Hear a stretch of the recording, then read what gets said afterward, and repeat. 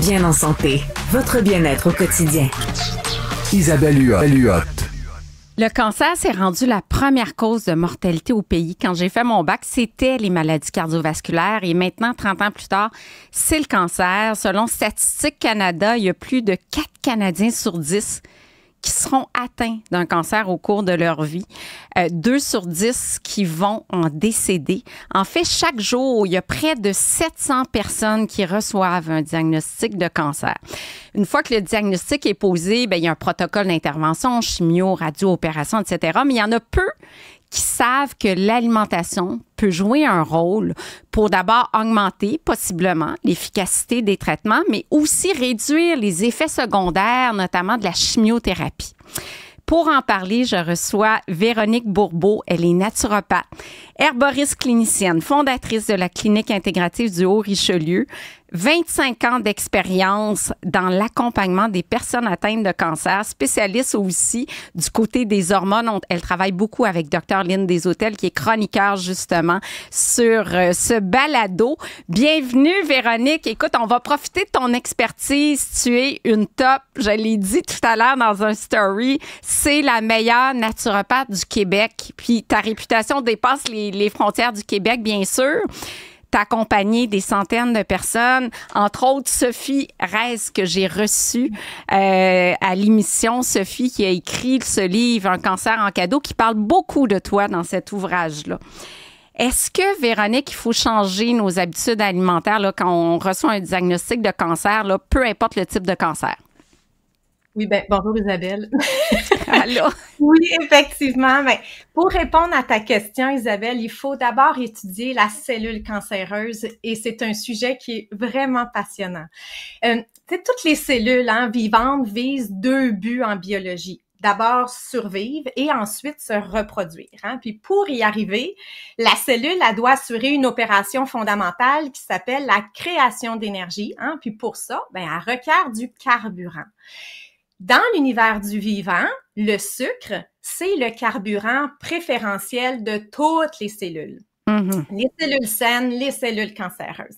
Mais ce qui va distinguer la cellule cancéreuse dans sa façon d'utiliser le sucre, c'est qu'elle va choisir de le fermenter. Et pourtant, la fermentation, c'est un processus qui est très peu rentable. Ça donne pas beaucoup d'énergie. Et étonnamment, la cellule cancéreuse, elle se multiplie vite. Elle se divise rapidement. Fait qu'il va falloir qu'elle développe une stratégie pour survivre et rivaliser avec les cellules saines, dont les cellules immunitaires qui l'entourent.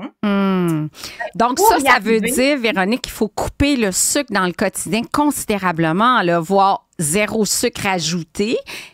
Oui, mais ça va plus loin que ça, on va en reparler. En fait, tu vois, la stratégie, quand je fermente le sucre, comme je fais pas beaucoup d'énergie, la cellule tumorale, elle est très stratégique, c'est qu'elle va augmenter à la surface de ces cellules de 10 à 12 fois plus de récepteurs à sucre qui sont sensibles au message de l'insuline. Elle va développer une dent sucrée qui est hors du commun. Elle va consommer de 10 à 50 fois plus de sucre que les cellules saines et elle a la capacité, en fait, elle a la vitesse aussi d'action. Elle est capable d'aller mettre sa main dans le plat de bonbons 100 fois plus vite qu'une cellule saine. C'est incroyable. Oui, mais c'est important de s'en souvenir ça et l'information circule pas assez, Non, l'information circule pas parce qu'honnêtement, moi, quand j'ai eu des cas atteints de cancer, j'ai dit la meilleure, c'est Véronique. Mais comment ça qu'on n'apprend pas ça, nous, comme experts en nutrition durant le bac? Toi, tu l'enseignes, tu es enseignante en naturopathie, mais comment ça que les oncologues ne sont pas au courant de ça, ou très peu du moins, là? En fait, ils sont au courant, mais cette information-là, en 2024, ça fait 100 ans qu'on l'a découvert. On l'a découvert en 1924. C'est un médecin biochimiste allemand, Dr. Warburg, qui a constaté qu'il y avait une façon différente d'utiliser le sucre. C'est vraiment un turbo, c'est une dent sucrée. Et malgré qu'on l'a identifié en 1924, il a fallu attendre 87 ans jusqu'en 2011 pour que ce soit retenu de façon officielle, internationalement. Donc, il y a personne qui peut nier ce constat-là, cette réalité-là. Hein. Il y a dans une cellule cancéreuse, elle a 10 particularités, elle a 10 caractéristiques ou des capacités. Et celle qui est la plus dominante, c'est cette reprogrammation-là de son métabolisme pour aller chercher l'énergie. Fait que les oncologues, ils sont au courant, mais l'information est comme floue un peu. On s'en occupe pas. Il n'y a pas de médicaments nécessairement non plus élaborés dans ce sens-là, d'adresser le cancer comme une maladie métabolique. Il y a des avancées en Europe, aux États-Unis, mais ici, on est un petit peu en retrait. Mais par contre, depuis les années 70, il y a le fameux TEP-scan. Et un TEP-scan, cette imagerie-là médicale, elle permet de localiser les tumeurs dans le corps. Hein? Et pour passer un TEP-scan, on injecte un liquide sucré qui est fluorescent, radioactif, hein, dans le sang des patients. Et c'est là qu'on va prendre des images, hein, on prend des photos et c'est comme ça qu'on est capable d'identifier les cellules cancéreuses. Oui. Les cellules cancéreuses, les métastases et tout ça. Donc, on le sait et ça confirme que le cancer a un appétit vorace pour le sucre. Donc, on coupe, Véronique Bourbeau, le sucre complètement. Mettons qu'on a un diagnostic, peu importe le type de cancer, parce qu'on sait que ça va alimenter la cellule cancéreuse. Donc, on coupe tout ce qui est sucre ajouté, le jus. Est-ce qu'on coupe les glucides également? Voilà. Oui, en fait, tu sais, il faut réfléchir il faut savoir qu'est-ce qui me reste à la fin de ma digestion. J'ai 3 possibilités, hein, Isabelle? Ouais. J'ai soit les acides aminés, j'ai les acides gras, donc les lipides, ou j'ai le glucose. Tout ce qui, au final, me donne un substrat de glucose, je dois le considérer. Donc, oui, c'est facile d'avoir la référence sucre égale pudding chômeur, puis bonbons, tu sais, jujube, crème glacée. Mais c'est beaucoup plus que ça. Ah oui, c'est beaucoup plus large. C'est pour ça que ça demande quand même une expertise là pour être sûr d'être bien nourri pendant cette période-là. Fait qu'on pense au riz, pain, pâtes, patates, farine, oui, dessert, céréales, avec gluten, sans gluten, ça n'a aucune différence à ce moment-là. Hein. Qu'en est-il du lait qui contient du lactose? Est-ce qu'on y va avec une boisson végétale avec 0 sucre? Ben en fait, on peut y aller avec tout dépendamment. Là, il faudrait y aller peut-être type de cancer par type de cancer parce que les produits laitiers peuvent être, disons, suspectés. En tout cas, il y a des débats, bien sûr. Là, il y a une industrie aussi, il y a des lobbies et tout ça. Donc, c'est pas toujours clair, disons, d'avoir une vision. Mais dans certains types de cancers, ben on le sait que la consommation de certains produits laitiers ne sera pas favorable, tandis que pour d'autres, ça a été bien évalué puis qu'il n'y a pas d'impact. Mais à ce moment-là, quand on a cette notion-là de réduire le substrat énergétique de glucose, ben on peut choisir à ce moment-là un lait sans lactose, des produits laitiers sans lactose. À ce moment-là, on enlève la partie sucrée. Et ça, c'est important parce que si on parle de lors de traitement, si je rentre en chimio, ben dans le régime de chimio vient de la cortisone. Hein? Je veux dire, c'est un anti-inflammatoire, le décadron, là, le dexaméthasone qu'on va donner à ces gens-là. Ben, il faut ça, puis c'est bien correct, là, bien sûr, là, mais la cortisone, dans sa nature, c'est une hormone qui est hyperglycémiante. Donc, si en plus, je n'ai pas de démarche alimentaire et que j'ai des fluctuations de glycémie importantes, et en plus à ça, j'ajoute la cortisone, ben ça se peut que je me retrouve avec un flot excédentaire de sucre au détriment de la santé, finalement. Oui, puis pour augmenter, Véronique, l'efficacité de la chimio, j'ai lu que le jeûne avant la chimio et après, donc peut-être 1 à 2 journées avant puis une journée après, pourrait peut-être augmenter l'efficacité, mais aussi diminuer les effets secondaires qui sont reliés à la chimio, là, notamment les nausées, les vomissements. Oui, ben en fait, le jeûne, là, évidemment, c'est pour confondre les cellules cancéreuses. Là, on génère un environnement qui est extrême. Là, c'est ce que le jeûne permet. Là, et ça, c'est pas parce qu'on le dit que tout le monde est en mesure de l'appliquer, bien sûr. Là, on donne pas un conseil de coin de comptoir comme ça. Ça dépend de la flexibilité métabolique des gens. Hein. Mais effectivement, le jeûne, quand on est sous chimiothérapie, ça a été étudié aussi aux États-Unis sous radiothérapie. Là, ça permet de protéger les cellules saines contre la chimiothérapie, puis ça va fragiliser les cellules cancéreuses. Elles vont devenir plus vulnérables. Okay? Pour les effets secondaires, oui, en fait, que ce soit le jeûne ou on a aussi la restriction calorique, qui est une autre façon de réduire le pool circulant en glucose. Ben, qu'on ait la restriction calorique sans être sous-nutri, là, c'est pas une diète crève-faim, bien sûr, là, très bien nourrie, mais moins de calories, ou le jeûne, ben ça permet, comme tu le mentionnes, d'atténuer presque l'ensemble des effets secondaires qui sont induits par la chimio-radio.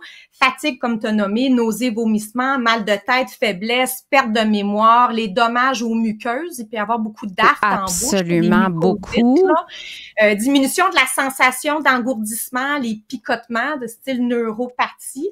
Réduction aussi de la perte de cheveux, diarrhée et tout ça. Là. Donc, oui, c'est une beaucoup. Plus-value. Et quand tu parles, Véronique, de restriction calorique, est-ce qu'on est dans un régime à 500, 1000, 1500 calories avec toujours un apport nutritionnel où on répond aux besoins en vitamines minéraux, là? Oui, ben en fait, il faut absolument que la personne soit hyper bien nourrie. Okay? Il n'y a pas d'objectif au niveau de la quantité de calories. C'est sûr qu'à 500 calories, ben à moins d'être expert là dans le calcul des macros puis des micronutriments là, c'est un peu difficile là, d'atteindre nos objectifs nutritionnels. Il faut être bien nourri, fait que ça demande une certaine expertise. Il y a le sucre pour gérer là, l'ensemble des calories. Il y a le sucre, les glucides qu'on va réduire, mais il y a aussi la protéine. On va pas annuler nos rations de protéines, là, mais on va la diminuer aussi. On diminue autant les protéines végétales qu'animales? Si on a à choisir, disons, il est préférable de réduire les protéines d'origine animale. C'est pas par philosophie, c'est qu'en fait, la cellule cancéreuse, elle veut survivre et se reproduire dans un environnement hostile. Donc, de la stratégie, elle en a plein son sac. Fait qu'elle, si elle ne peut pas utiliser et jouir du sucre, ben elle va prendre la glutamine. La glutamine, c'est un acide aminé qu'on retrouve, oui, au niveau végétal, mais qui se concentre davantage au niveau animal. Et cette glutamine-là va se retransformer en sucre. Donc, c'est un hybride, la cellule cancéreuse, là. Elle a plusieurs possibilités pour se nourrir. Donc, à ce moment-là, on va réduire. Ce que je dis aux gens, c'est que si on a l'habitude, par exemple, de manger ça de poulet, ben on va en manger ça. C'est pas d'en manger ça, c'est qu'on va juste réduire un petit peu nos portions, puis là, on l'adapte selon l'appétit des gens aussi, là. Puis on augmente, j'imagine, les légumes parce que les composés phytochimiques sont super importants, là, les légumes verts notamment, là. Oui, absolument. Ben, dans les conseils que j'ai l'habitude, là, ce qu'on aborde beaucoup au niveau clinique, là, c'est de végétaliser l'assiette au maximum. On va faire des choix conscients aussi avec l'information que je vous ai donnée. Mais on va choisir des légumes qui sont peu glucidiques. Le zucchini, champignon, concombre, les laitues, salades, poivrons, tomates, il y en a, là, brocoli, toute la famille des brocolis, moi, c'est le gold standard, là. Les fèves, des feuilles de pissenlit, il y en a parfois, chicorée, aubergine, céleri, ail, oignon, il y en a de la possibilité. Donc, il y a moyen de faire que l'assiette soit surtout végétale, mais je suis pas d'une philosophie où la personne doit être végane ou végétarienne ou cétogène ou paléo. Au niveau, il y a toutes les études en arrière. Il y en a qui favorisent beaucoup l'approche paléo, il y en a d'autres, ça va être plus l'approche cétogène qui était très à la mode. Il y a quelques années, oui. Oui, fait énormément de sens, mais si on regarde avec un petit peu plus de recul, c'est une approche plus méditerranéenne qui semble combler autant les besoins nutritionnels. Encore faut-il avoir là, tu viens me chercher, Véronique Bourbeau, avec l'approche méditerranéenne, hein, dont je vante les mérites depuis si longtemps. Absolument. C'est magnifique. Je vous l'avais dit que c'était la meilleure, mais en terminant, je veux que tu me parles, premièrement, de ta plateforme éducative virtuelle Ma santé, mes hormones avec Dr. Lynne Desautels, puis Cancer 360 aussi. Ben en fait, avec Dr. Desautels, là, que vos auditoires là connaissent maintenant, on a lancé, ça fait un petit peu plus d'1 an, la plateforme éducative Ma santé, mes hormones. C'est une plateforme qui s'adresse vraiment à tout le monde, autant aux femmes qui veulent être informées sur l'univers des hormones et aussi et beaucoup pour les professionnels de la santé afin qu'ils soient mieux outillés pour mieux accompagner leurs patientes et avoir des échanges d'égal à égal. Et donc, c'est une formation qui se fait à votre rythme. C'est d'une durée d'environ 60 heures. Donc, ce sont des vidéos à visionner, revisionner, revisionner, prendre des notes, reprendre des notes, mais ça se fait à votre rythme. Et donc, c'est disponible via www.masantémeshormones.com. Et Cancer 360, ben je suis en train de revamper, si vous voulez, là. Donc, j'en parle un petit peu moins, mais c'était aussi dans ce côté-là de moi de vouloir faire œuvre utile avec mes années d'expérience, mais aussi mes études, les lectures que j'ai fait.